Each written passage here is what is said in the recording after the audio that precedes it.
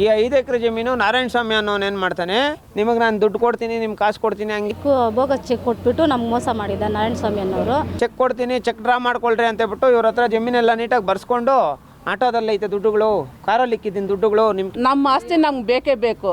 ಎಲ್ಲ ಯಾವ ಕಡೆನೂ ನಮ್ಗೆ ನ್ಯಾಯ ಸಿಕ್ಕಿಲ್ಲ.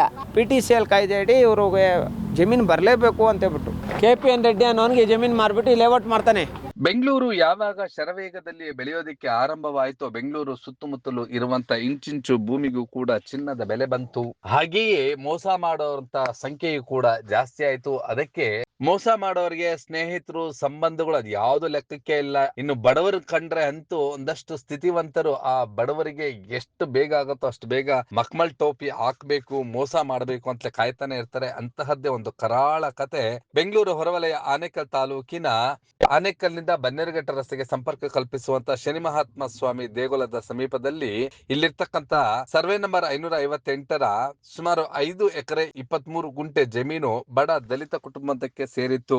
ಇದೀಗ ಅಕ್ಷರಶಃ ಆ ಒಂದು ಕುಟುಂಬಕ್ಕೆ ಮೋಸ ಮಾಡಿ ಆ ಕುಟುಂಬವನ್ನ ಬೀದಿಗೆ ತೆಳ್ಳಿರ್ತಕ್ಕಂತಹ ಪುಣ್ಯಾತ್ಮ ನಾರಾಯಣ ಸ್ವಾಮಿ ಎಂಬಾತ 1.5 ಕೋಟಿ ರು ಕೊಟ್ಟು ನಾನು ಖರೀದಿಸ್ತೀನಿ ಅಂತ ಹೇಳಿ ಆಟೋದಲ್ಲಿ ಕ್ಯಾಶ್ ಇದೆ, ಅಲ್ಲಿಟ್ಟಿದ್ದೀನಿ, ಇಲ್ಲಿಟ್ಟಿದ್ದೀನಿ, ಚೆಕ್ ಇದೆ ಅಂತೆಲ್ಲ ಹೇಳಿ ಯಾಮಾರಿಸಿ ಈ ಒಂದು ತೋಟಿ ಚಿಕ್ಕಪಿಳ್ಳಯ್ಯ ಅವರಿಗೆ ಸೇರಿರ್ತಕ್ಕಂಥ ಮಾನ್ಯ ರೀಗ್ರಾಂಟ್ ಆಗಿರ್ತಕ್ಕಂಥ ಜಮೀನನ್ನ 14 ವರ್ಷಗಳ ಹಿಂದೆಯೇ ಮೋಸ ಮಾಡಿರ್ತಕ್ಕಂತಹ ಗಿರಾಕಿ ಈ ನಾರಾಯಣ ಸ್ವಾಮಿ. ಅನಂತರ ಆ ಚೆಕ್ಗಳಿದೆ ಅಂತ ಹೇಳಿ ಮೋಸ ಮಾಡಿ, ಅವು ಕೂಡ ಬೋಗಸ್ ಚೆಕ್ಗಳಂತೆ, ಈಗ ನಾಪತ್ತೆ ಆಗಿದ್ದಾನೆ. ಈಗ ಈ ಒಂದು ಬಡ ಕುಟುಂಬ ಅಂಬೇಡ್ಕರ್ ಸೇವಾ ಸಮಿತಿಯ ಸಂಸ್ಥಾಪಕ ಅಧ್ಯಕ್ಷ ಆಗಿರ್ತಕ್ಕಂತ ಸಂದೇಶ್ ಅವರ ಸಹಾಯಕ್ಕೆ ಮೊರೆ ಹೋಗಿದ್ದಾರೆ.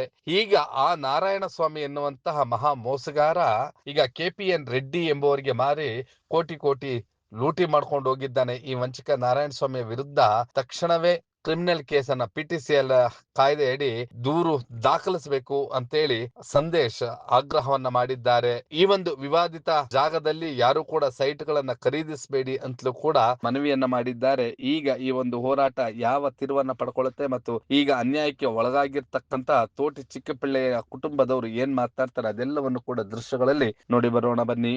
ಆನೇಕಲ್ ಟೌನ್, ಇದು ಗ್ರಾಮಾಂತರ, ಆನೇಕಲ್ ಗ್ರಾಮಾಂತರ, ಸರ್ವೆ ನಂಬರ್ 558.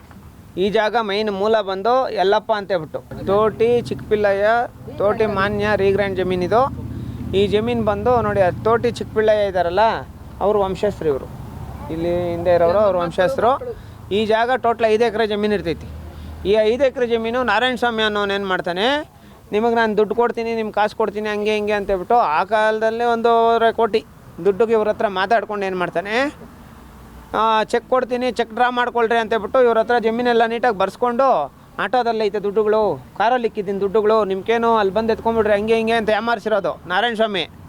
ಆಮೇಲೆ ಚೆಕ್ಗಳು ಕೊಟ್ಟವನೇ, ಕೊಟ್ಟಿರೋ ಚೆಕ್ಗಳು ಎಲ್ಲ ಚೆಕ್ ಬೌನ್ಸ್ ಕೇಸ್ಗಳಾಗಿ ಪಾಪ ಇವತ್ತಿಗೂ ಕೋರ್ಟಲ್ಲಿ ಅಲ್ದಾಡ್ತಾ ಇದ್ದಾರೆ.